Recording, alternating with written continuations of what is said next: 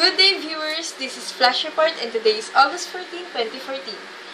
According to the Abacada Party List Representative Jonathan de la Cruz, the issue of term extension of President Benigno Noynoy Aquino III were meant to divert pressing issues and avoid declaring him as a lame duck leader. Quezon City Representative Winston Winnie Castelo said that any term extension for the president would only destroy the legacy of his parents, namely Benigno Noynoy Aquino Jr. and the former President Corazon Aquino, who are both considered icons of Philippine democracy. But he should be aware that any term extension would only destroy his public image of a no-nonsense political leader. I prefer that the President preserves that public persona. Navotas Representative Dobby Chanco, spokesman and Secretary General of UNA, bravely pointed out this line. Sindunado na nga sila, iba-iba ang kanta, takot mawala sa pwesto ang mga yan dahil mabibiso lahat ng kalokohan nila. Mga self-righteous sa mga yan, kung sino ang nagmamalinis, yun ang pinakamadaming kalokohan. Iyong DAP, wala tayong kaalam-alam, mas madami pa silang itinatago, kaya takot sila na mawala sa pwesto.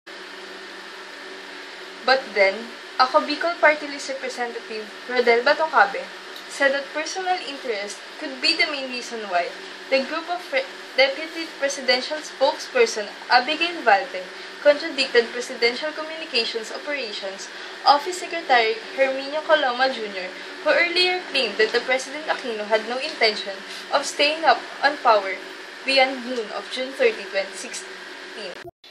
Good day, viewers! This is Flash Report. The latest news is about the term extension of President Benigno Noynoy Aquino III.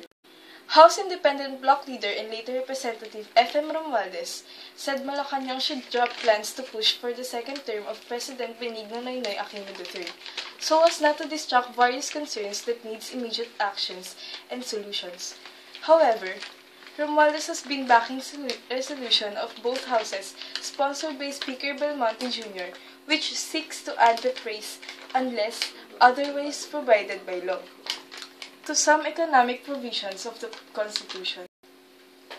As of August 31, 2014, the Liberal Party is challenged to drop plans to tinker with political revisions of the Constitution after President Benigno Noynoy Aquino III declared that he is not inclined to serve beyond 2016. Romualdez instead asked his colleagues to focus on pressing matters such as addressing the rising joblessness in the country. Additionally, Baginat agreed to the idea of focusing on the issues of people welfare.